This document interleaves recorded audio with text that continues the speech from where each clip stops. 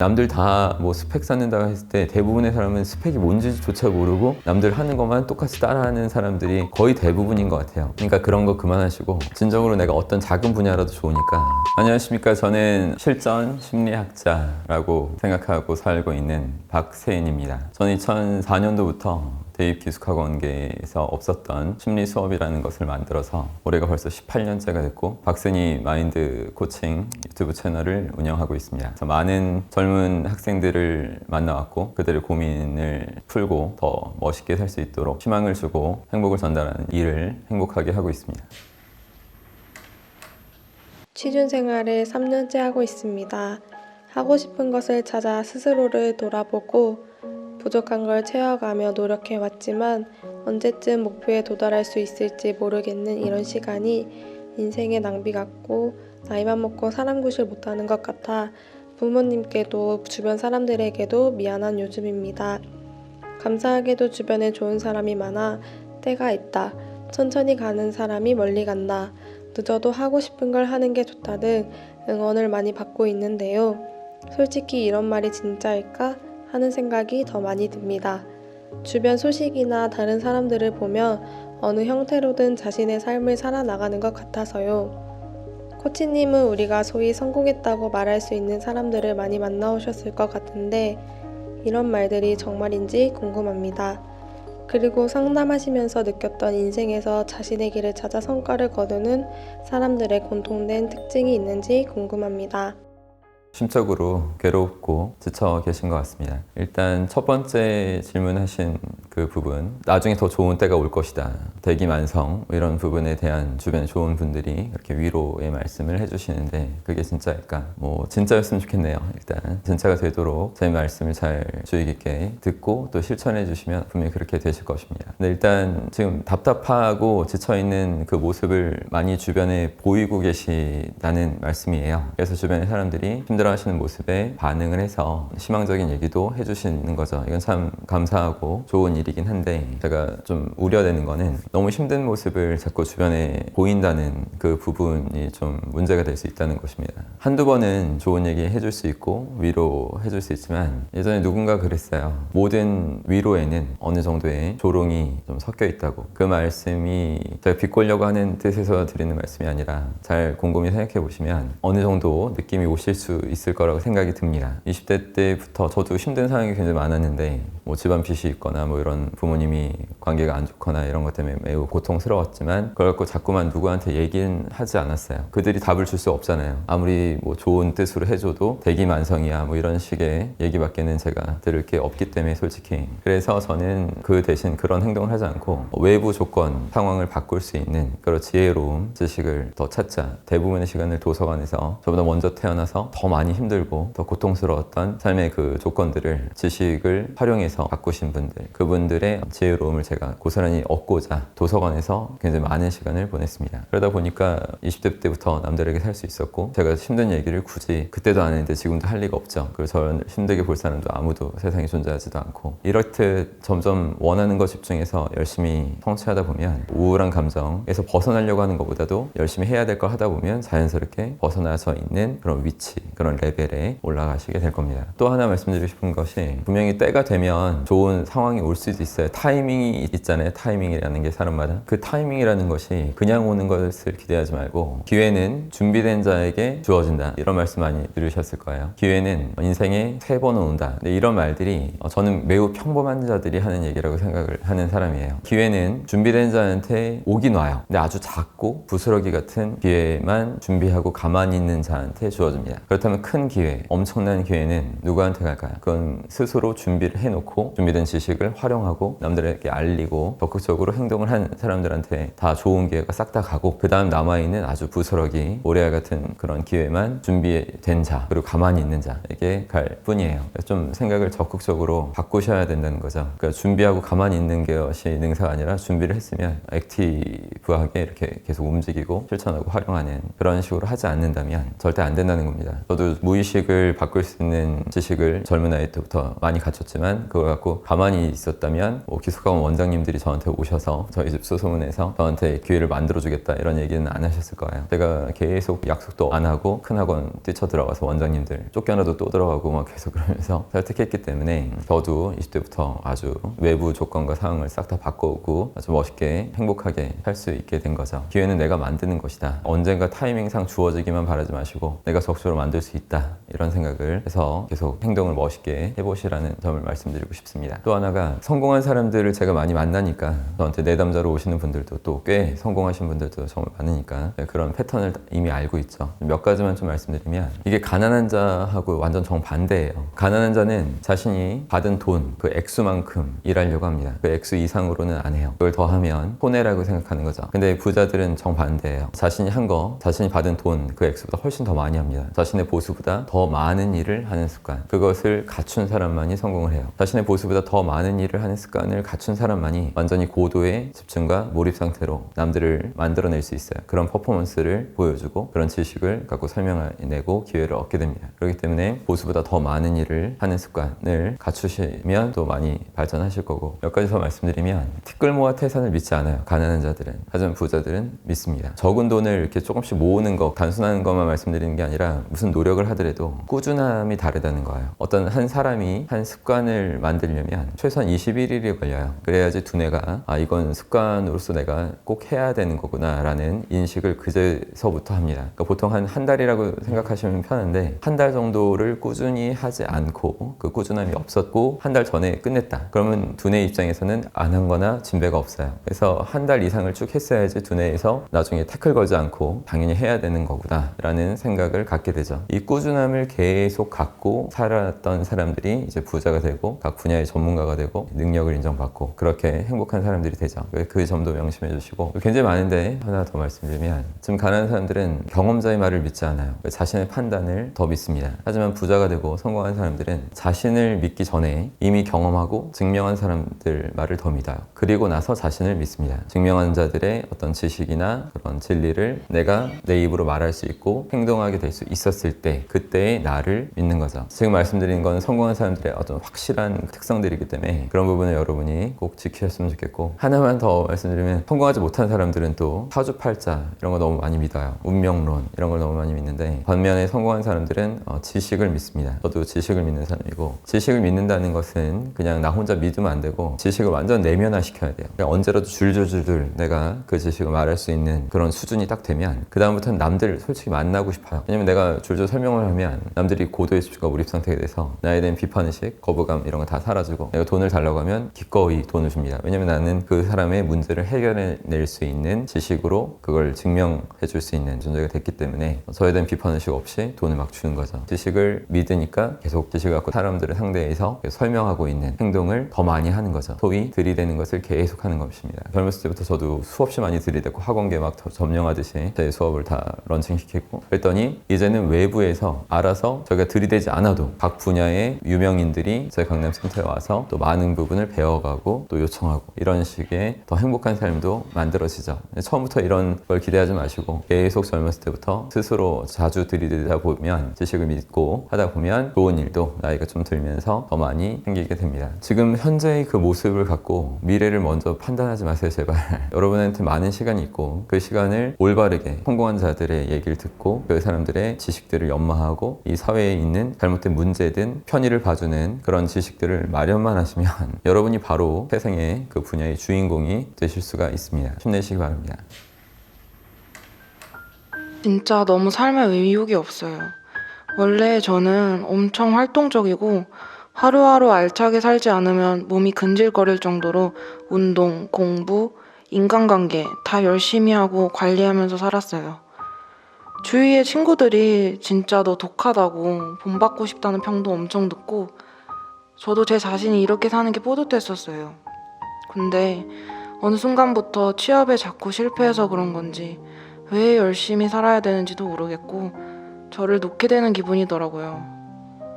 맨날 늦잠 자고 게임하다가 야식 먹고 잠들고 피지도 않던 담배를 피면서 하루하루 억지로 살아간다는 느낌으로 살고 있어요. 저도 이런 제 자신이 정말 너무 싫습니다.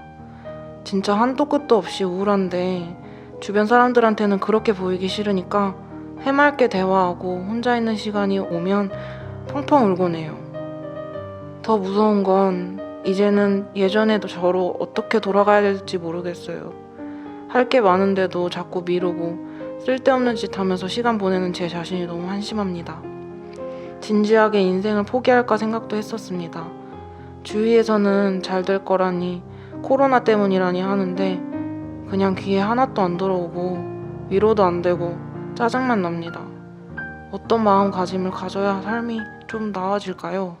굉장히 지쳐 계신 느낌이고 어떤 삶의 목적, 방향 이런 부분이 많이 부재되어 있어서 굉장히 많은 우울감을 느끼고 계신 것 같아요. 일단 한때 열심히 하셨다고 했는데 그때 왜 열심히 하셨는지를 설명을 하실 수 없는 상태인 것 같아요. 그 이유가 어떤 뚜렷한 인생관 자체가 없었을 때는 잠깐의 노력은 할 수 있지만 지속적인 노력 자체가 힘들어져요. 지금 가장 우선시 돼야 될 거는 세상을 바라보는 어떤 인식, 체계, 인간을 바라보는 어떤 인식 체계 이런 부분이 기초공사라고 할 수 있는 삶의 프레임이 탄탄히 먼저 생성돼야지만 그 프레임에 살이 붙어서 활용할 수 있고 적용시킬 수 있는데 그런 부분이 너무 없는 것이 매우 아쉽습니다. 나의 어떤 온전한 프레임이 없으면 남의 프레임을 이제 차용하게 되는데 그랬을 때는 이제 굉장히 혼란이 와요. 위축되고 내가 별거 아닌 것 같고 점점 다운되는 그런 기분이 느껴지는 거죠. 자신의 주관이나 이런 건 점점 소멸되고 남들이 얘기하는 대로 나를 맞추려고 하다 보면 점점 자존감이 낮아지게 됩니다. 저도 역시 이런 부분을 20대부터 계속 질문하신 분하고 같이 느껴온 사람인데 거기서 벗어나기 위해서 가장 본질적인 우월감을 갖고 싶었어요. 그러니까 해당 지식 갖고는 우리는 승부를 할 수 없거든요. 해당 지식이라는 거는 여러분의 전공 분야를 말하는 거예요. 전공 분야든 아니면 여러분이 나름 지금까지 살면서 공부했던 그 분야를 그 지식이 아무리 좋아도 남한테 활용해야지 그게 의미가 있는 건데 그럼 남은 인간들이고 인간이 무엇인지 설명할 수 있어야지만 그 지식들을 활용한다는 거죠. 이런 프레임이 있어야지 해당 지식이 의미 있게 되고 가치 있게 되지만 그 인간에 대해서 뭔지 모르고 인생이 어떻게 사는 것이 멋있는지 모르는 상태에서는 해당 지식은 있겠지만 그것을 주체적으로 주도적으로 사용할 수 없는 한계에 딱 봉착하게 되죠. 항상 이 본질적인 부분에 관한 자신감, 우월감 이런 것들을 갖추셔야 되고 또 지금 말씀하시는 것 보면 무의식에 관한 지식이 없으신 것 같아요. 원치 않는 담배 피우고 있다 하셨고 원치 않는 어떤 게임하고 있다고 했는데 본인은 원치 않지만 의식으로는 무의식에서는 원하고 있는 거나 다름이 없거든요. 근데 무의식에 관한 지식이 충분치 않으니까 무의식한테 점점 질질 끌려가는 그 행동들이 나오는 겁니다. 그래서 최소한의 제가 무의식을 전문가로서 하나하나 다 설명드리면 너무 시간이 걸리고 아주 짧게만 기본 법칙만 좀 설명드릴게요. 이 자리에서 우리 정신 구조가 10% 의식이면 90%는 무의식이에요. 당연히 무의식이 더 센 거죠. 쉽게 말하면 의식이나 할 수 있어 하지만 90% 무의식이나 아니야 할 수 없어 하면 질질 끌려가다가 못하게 되는 겁니다. 그러니까 IQ가 200이 넘어도 이 무의식이 자신의 의식하고 같이 동행성상으로 가지 못한다면 그러니까 정신을 통제하지 못하면 이게 반대로 가고 있다면 뭐 IQ 200도 무의미하고 어차피 작심 3일 혹은 뭐 작심 3시간 이런 식으로 말할 수 있겠죠. 그래서 무의식에 관한 지식들을 탄탄히 갖춰야지만 내가 갖고 있는 지식도 더 올바르게 더 멋있게 쓸 수 있는 건 당연한 것입니다. 그래서 무의식에 관한 최소한의 지식을 말씀드리면 이 무의식이 어떻게 표현되고 있는지 90% 무의식, 이 중요한 무의식이 어떻게 표현되고 있는지 아셔야 돼요. 무의식은 항상 상상을 동반해서 무의식 표현합니다. 그래서 무의식의 언어가 상상이다 이렇게 머릿속에 각인하시기 바라고 우리 10% 의식, 그 의식은 뭘 통해서 표현될까요? 논리를 통해서 표현돼요. 그러니까 의식의 언어가 논리라고 생각하시면 돼요. 그럼 논리하고 상상이 꽝꽝 이렇게 정면 충돌할 때가 살다 보면 굉장히 많습니다. 이게 이상과 현실 사이의 괴리 뭐 이런 걸 느낀다 할 때 머릿속에 이제 일어나는 일인데 논리와 상상이 계속 충돌해요. 그럼 누가 이길까요? 상상이 이깁니다. 뭐 논리라고 지금 말하고 싶은 사람도 있을 거예요. 바보라서가 아니라 논리가 너무나 중요하다, 논리적으로 살아야 된다 이런 얘기를 너무 많이 귀에 못이 박히도록 들어왔기 때문이겠죠. 논리가 매우 중요한 거예요. 하지만 논리 상상이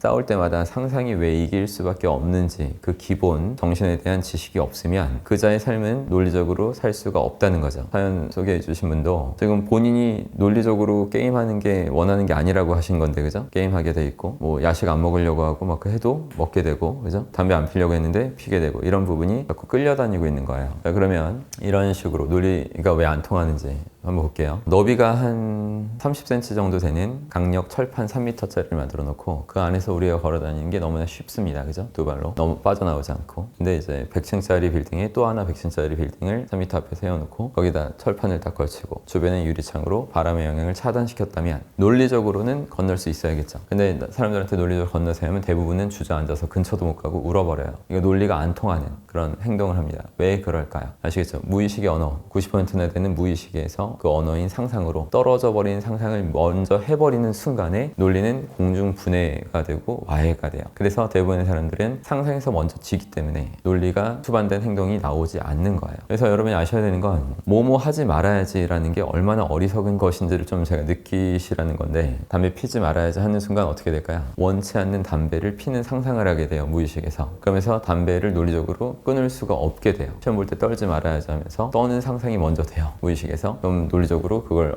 안 뜰 수가 없는 거죠. 그러니까 이런 게 계속 반복되는 거예요. 난 가난하게 살지 않아야지, 난 취직 못하지 않을 거야, 난 불쌍하게 안 살 거야. 이런 맥락들이 다 마찬가지예요. 이 무의식을 제대로 아예 인지를 못하고 살아가는 것과 같다는 것입니다. 물론 이거 말고도 더 많은 것들을 알아야지 더 통제할 수 있겠지만 최소한의 이 정도라도 아셔야 돼요. 성공하는 사람들의 특징은 자신이 원하는 것에만 집중한다는 거예요. 자신이 원하는 것에만. 근데 성공 못하는 사람들의 특징은 뭘까요? 자신이 원치 않는 것에 집중하는 것이 아니라 자신이 원치 않는 것에 집중을 뺏겨버린 거예요. 그게 야식일 수도 있고 그게 뭐 쓸데없는 게임일 수도 있고, 그죠? 답답한 걸 수 있지만, 그러니까 이게 인간의 특성이라는 걸 받아들이셔야 돼요. 경건한 마음으로. 성공 못한 이유는 그 에너지를 계속 원하는 쪽을 생각 안 했기 때문에 그 집중과 몰입의 에너지가 잡다하고 쓸데없는 거에 다 뺏겨버리게 된 것을 느끼셔야 된다는 거예요. 거의 뭐 아니면 도 같은 경우입니다. 원하는 거 계속 집중하든가 아니면 안 한 죄값으로 원치 않는 것에 집중을 다 뺏기고 살든가, 거의 그런 식으로 돼요. 계속 원하는 것을 바라보고 되뇌이고 생각하고 그거에 관한 지식을 더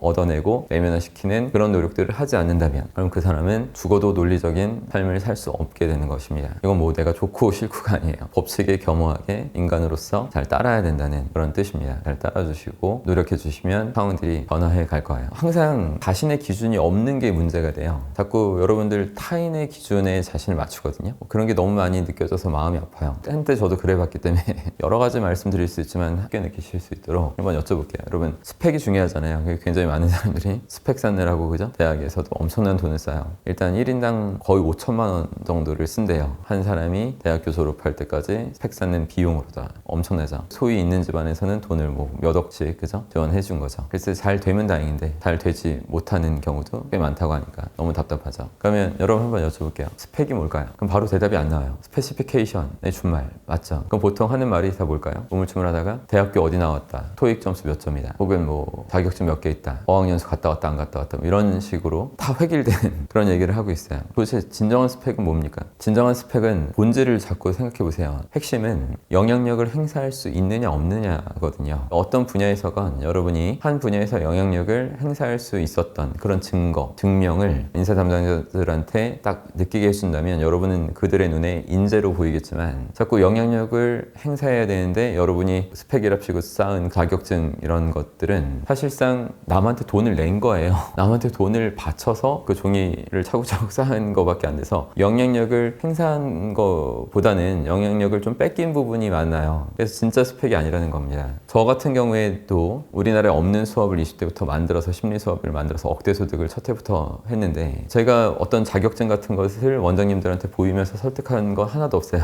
대학원 다니는 거밖에 없었고, 그래서 뭐 자격증이랍시고 있지도 않았다는 거죠. 왜 자격증 하나도 없는 사람을 믿어줬을까요? 많은 그 힘 있는 원장님들이. 제가 학생들한테 어떻게 영향력을 줄 수 있는지를 고3 학생 4명한테 엄청나게 성적 올린 그 증명, 걔네들의 자필 수기, 그리고 그들의 어떤 성적표 변화된 거, 모의고사 성적 대비 오른 거, 이런 걸 복사해서 그 에비던스로 제시하고 제가 설명을 정말 잘하니까 그냥 그게 영향력이 되는 거예요. 그냥 순전히 저를 받아들이고. 그러니까 저는 스펙이 영향력이라는 것을 깨달은 사람으로서 전 남한테 돈을 바친 적이 없어요. 젊었을 때부터 돈을 받으면서 제 진정한 스펙을 계속 키워온 거예요. 그렇기 때문에 28살 때부터는 억대로 바로 벌 수 있는 존재가 된 것 뿐입니다. 남들 다 뭐 스펙 쌓는다고 했을 때 대부분의 사람은 스펙이 뭔지조차 모르고 남들 하는 것만 똑같이 따라하는 사람들이 거의 대부분인 것 같아요. 그러니까 그런 거 그만하시고 진정으로 내가 어떤 작은 분야라도 좋으니까 남들한테 어떤 영향력을 행사하고 있었고, 그래서 그들에게 어떤 고마움을 받고 어떻게 돈을 받고 있었으며 감동을 주고 있었는지, 뭐 이런 증거, 증빙 이런 것들을 더 확실하게 보여주셔야지만 그게 진정한 스펙이 되고 나의 어떤 기준이 되잖아요. 남들의 어떤 본질 모르면서 나한테 뭐라고 해봤자 내가 영향을 안 받는 거죠. 그리고 내가 오히려 주관이 있는 사람으로서 남들한테 강력하게 어필이 되고 어떤 설득력을 갖는, 남들이 다 한다고 다 맞는 게 아니에요. 거의 대부분이 본질을 모르고 그냥 무턱대고 하는 사람들이니까 거기에 같이 부안해동하셔서 똑같은 수준의 일을 그만하시고 진정으로 가치 있는 것이 무엇인지, 진정한 영향력이 무엇인지를 계속 고민해 보시고 그걸 어떻게 하면 더 내가 많이 만들 수 있는가, 그런 행동을 더 많이 해주셨으면 좋겠습니다. 힘내시기 바라고 상황을 모두 조만간 바꾸실 수 있기를 바랍니다. 자, 도움이 많이 되셨길 바라고 앞으로도 험한 길 속에서도 길을 나중에 추억할 때 비단길이었다 이렇게 느끼실 수 있는 존재가 되시길 빕니다. 감사합니다. 다음에 또 뵙겠습니다.